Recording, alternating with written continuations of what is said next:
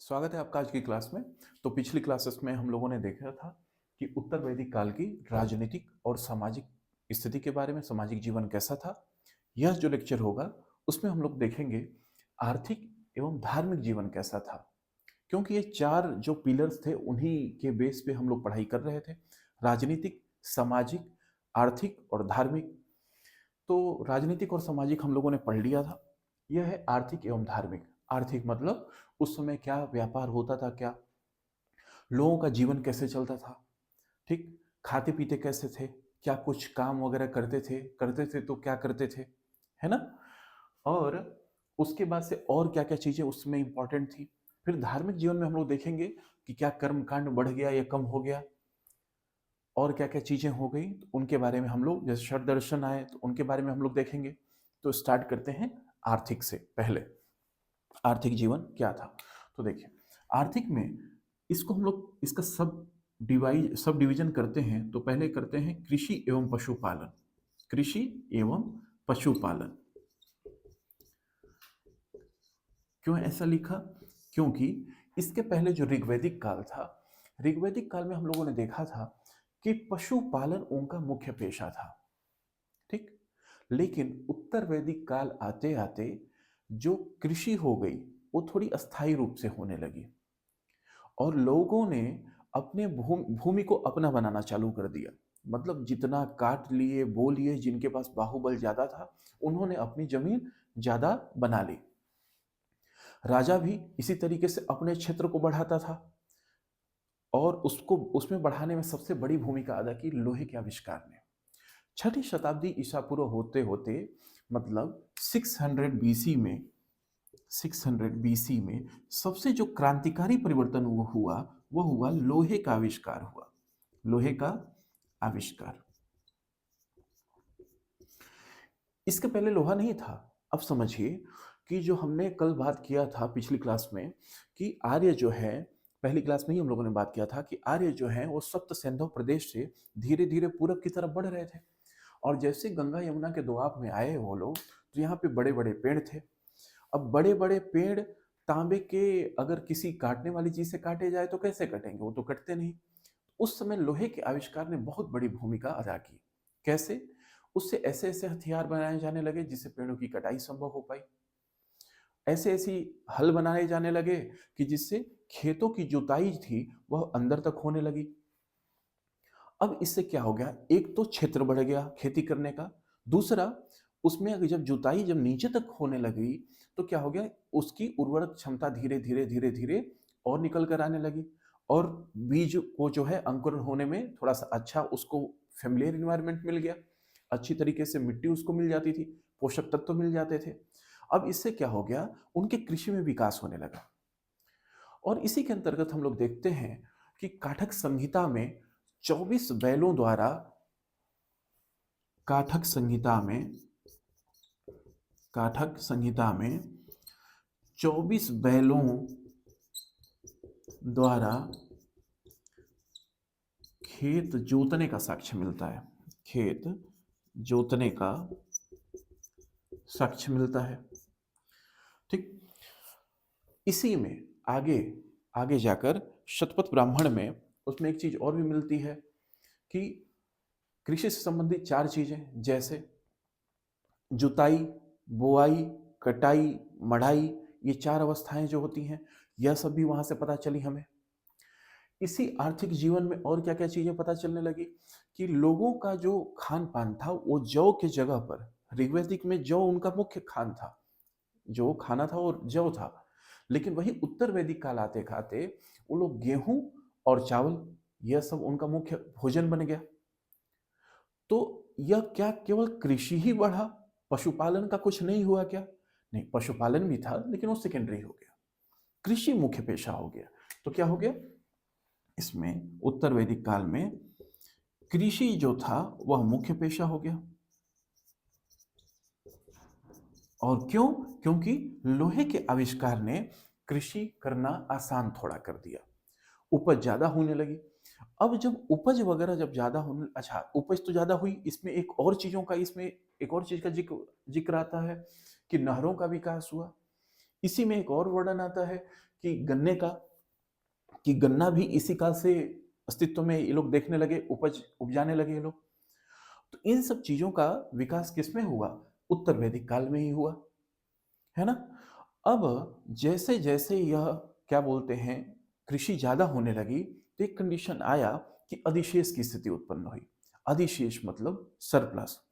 Surplus मतलब ज्यादा खाने का जितना, जैसे मान लीजिए अगर खपत उनकी 1 क्विंटल है पूरे वर्ष भर में, और हो रहा है 4 क्विंटल, मतलब 3 क्विंटल अधिक हो रहा है, तो 3 क्विंटल को क्या करेंगे?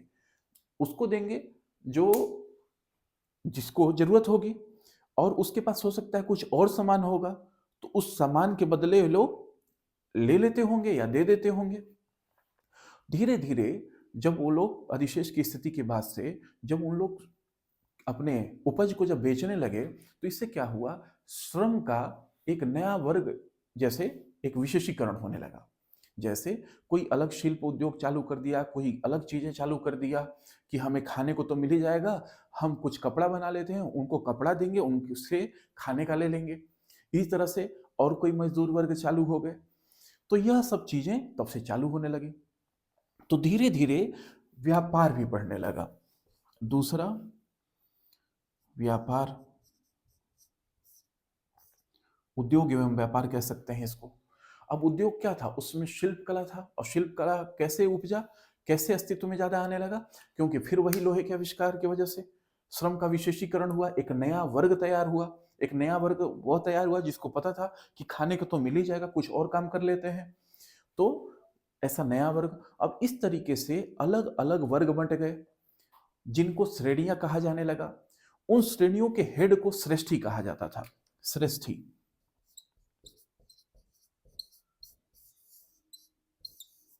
ठीक, श्रेष्ठी कहा जाने लगा। ये लोग क्या होते हैं? जैसे ऐसे समझिए कि कई जगह पे आप लोग देखते होंगे कि व्यापार मंडल के अध्यक्ष ये फला आदमी बने, कहीं जाते होंगे ना तो पोस्टर वगैरह लगा रहता होगा। ऐसे ही उनको उस समय श्रेष्ठी कहा जाता था, ठीक। और उस समय निष्क, शतमान, निष्क, शतमान, पाद, कृष्णप, ये सब क्या थे? ये सब मापन के यंत्र थे, है ना। रत्ती भी था, रत्ती जो आजकल सोने का होता है ना कि इतने रत्ती का, तो इस तरीके से उसमें रत्ती भी प्रयोग में लाया जाता था। और जब कोई वस्तु अगर मान लीजिए खरीदनी या बेचनी होती थी, उस समय लोग गाय को भी इस्तेमाल करते थे एक तरीके से धन के रूप में, कि हमारे पास यह धन है, आप लीजिए, इसके बदले आप हमें यह सामान दीजिए। गाय के अलावा निष्क का भी इस्तेमाल करते थे, जो कि सोना था, ठीक। तो मतलब या तो गाय या तो सोना, समझिए। उस काल में लोग शीशे के बारे में भी जानते थे, दर्पण, कांच, ठीक। लोग चांदी के बारे में उन लोगों को पता था, तांबा तो पहले से ही पता था। तांबे के साथ साथ उनको क्या बोलते हैं, सोना भी पता था। और लोहा का तो उस समय आविष्कार हो ही गया, जिसने द्वितीय नगरीकरण को बाद में जन्म दिया, ठीक। तो यह हो गया।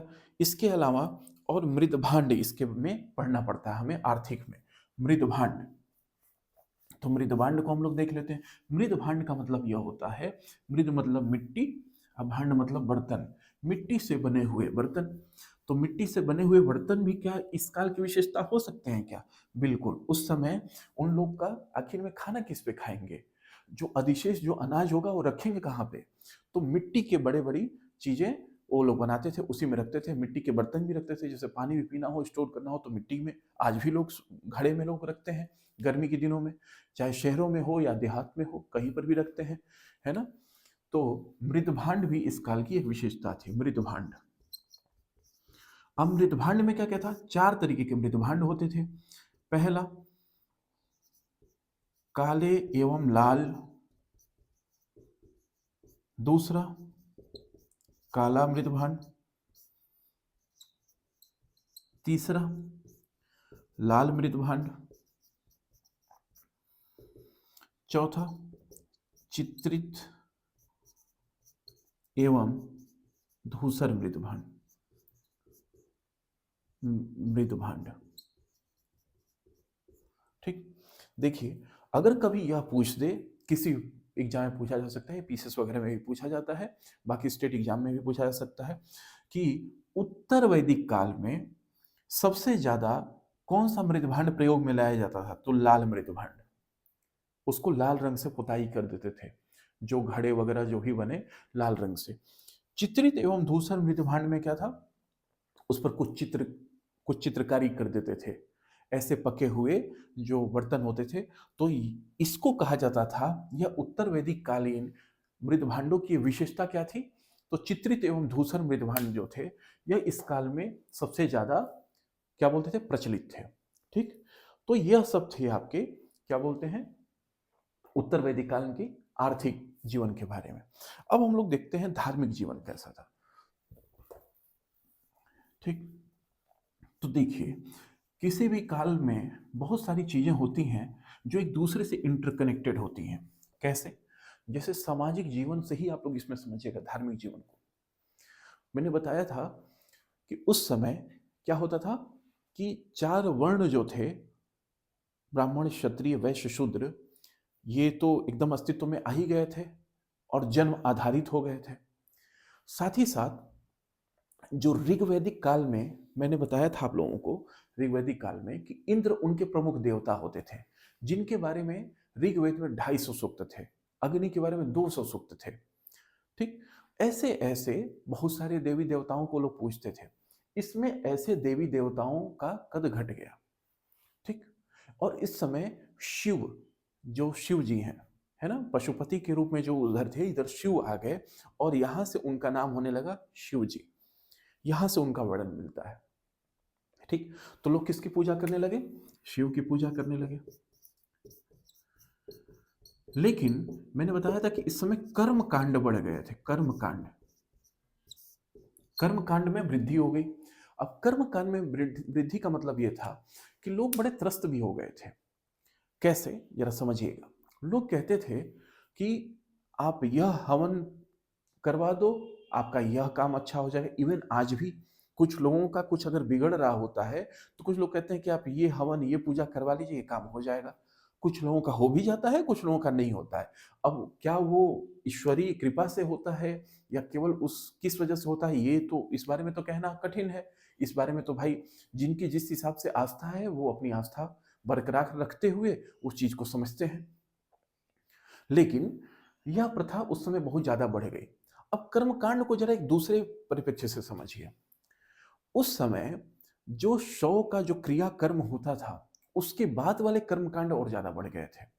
जैसे लोग पारलौकिक जीवन में विश्वास करने लगे थे, और वह कारण था कि कुछ ऐसे वहां पे पुरोहित और ब्राह्मण वर्ग कुछ ऐसे ज्यादा उभर कर आए थे जो कर्म कांडों पर बहुत ज्यादा बल देने लगे, और जाति प्रथा थोड़ी थोड़ी कट्टर होने लगी। हालांकि अभी छुआछूत की भावना नहीं थी। उत्तर वैदिक काल के सामाजिक काल में हम लोगों ने पढ़ा है कि यहाँ पर छुआछूत की भावना नहीं थी। बट कर्म कांड बढ़ने से हुआ क्या कि अब सब लोग कर्म कांड तो करवा नहीं पाते थे।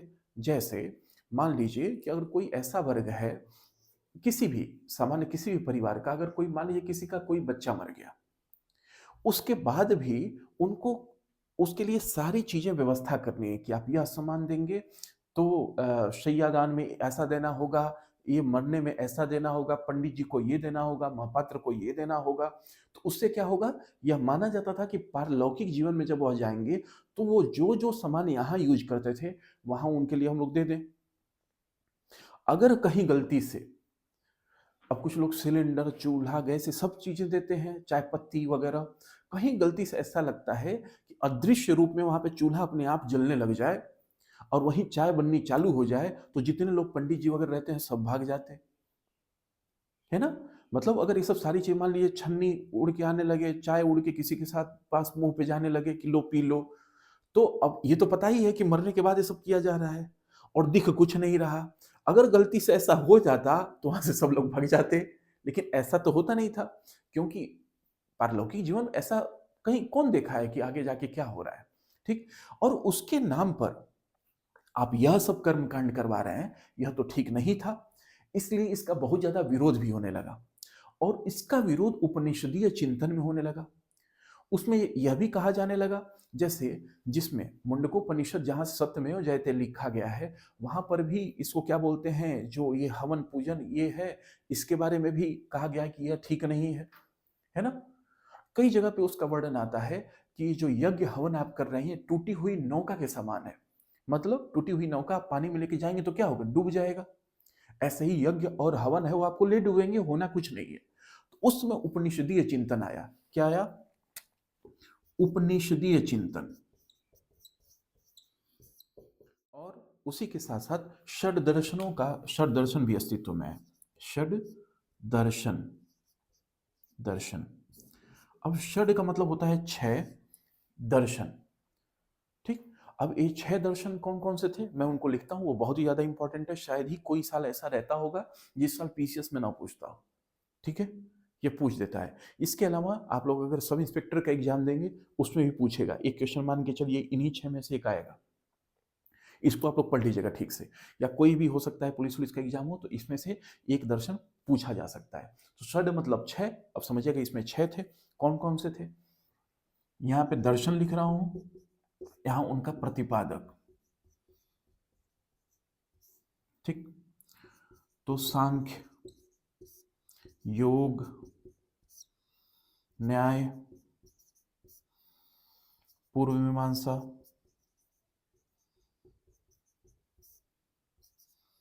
उत्तर मीमांसा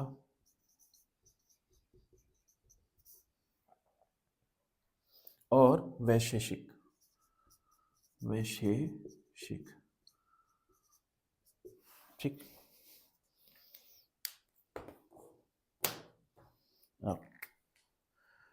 अब सांख्य का देखिए, ये कपिल मुनि, फिर योग के पतंजलि,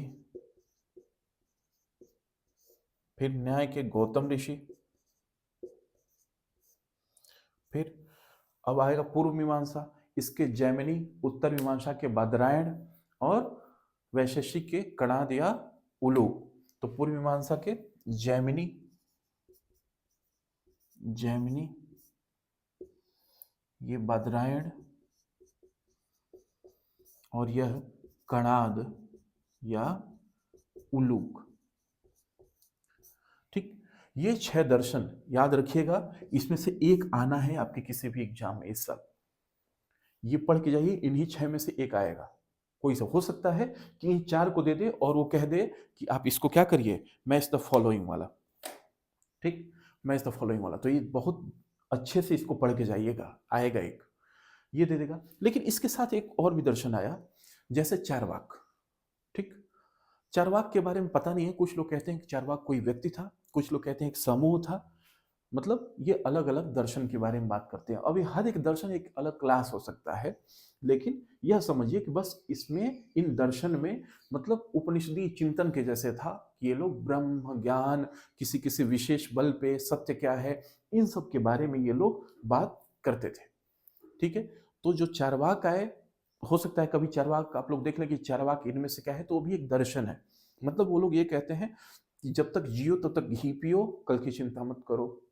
अगर तुम्हारे हाथ में एक बटेर मिल जा रहा है तो दूसरे बटेर की तरफ मत भागो झाड़ी में छिपे हुए। दूसरे बटेर की तरफ जाओगे तो ये वाला भाग जाएगा, उड़ जाएगा। तो पहले जो मिला उसको खाओ, बाद में उसको छोड़ो, उसको रहने दो। इस टाइप के लोग थे, एकदम मस्त, अभी में बिलीव करने वाले, है ना। तो जैसे आप लोग देखते होंगे ना इंस्टा पे, वो लोग रहते हैं, कई लोग का bio, live the life fullest, live in the present. हाँ, ठीक है, इंजॉय द मोमेंट। ऐसे वाले लोग समझिए कि वो जो होते हैं वो चारवाकी किस्म के होते हैं, कि जो चारवाक पद्धति थी सोचने समझने की, वो वाले थे। यह सब था। लेकिन यही कर्म कांड ने एक चीज और बढ़ा दी। कर्म कांड ने और ये सब चीजों ने एक चीज और बढ़ा दिया। क्या बढ़ा दिया? देखिए, एक जरा बहुत एक ध्यान से सुनिएगा, तब समझ में आएगा। जो ब्राह्मण क्षत्रिय वैश्य शूद्र था, उसमें से केवल एक वैश्य वर्ग था, वैश्य, जो कि क्या देता था, इनको टैक्स देता था, कर देता था।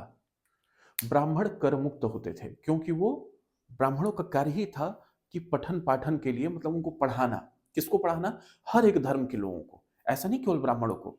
ब्राह्मण के भी बच्चे पढ़ते थे, क्षत्रिय वैश्य शूद्र, उसमें सबके बच्चे पढ़ते थे। तो ब्राह्मणों को ये एक्सेम्पशन था कि आप भाई, आपको हम लोग कर नहीं, आप कर नहीं देंगे, कोई बात नहीं, आप पढ़ाइए बच्चों को, क्योंकि नई पीढ़ी का निर्माण करना था। ब्राह्मणों को ऐसा था। क्षत्रिय, क्षत्रिय चूंकि एक तो राजवर्ग, राजा उससे आता था, और साथ ही साथ सैनिक भी आते थे। तो सैनिक आपको सुरक्षा प्रोवाइड कर रहे हैं, तो वो भी कर से मुक्त होते थे। उनको कर नहीं देना होता था। देना होता था किसको? वैश्य को। और शूद्र भी नहीं देता था, क्योंकि उसके पास जमीन उतनी ज्यादा रहती ही नहीं थी। वो अपने में मस्त रहता था, जो मिल गया खा लिया, जहां मर्जी चल दिया, मतलब कुछ बहुत ज्यादा नहीं कार्य करता था। एक ही वर्ग था जो क्या करता था, उस समय टैक्स देता था।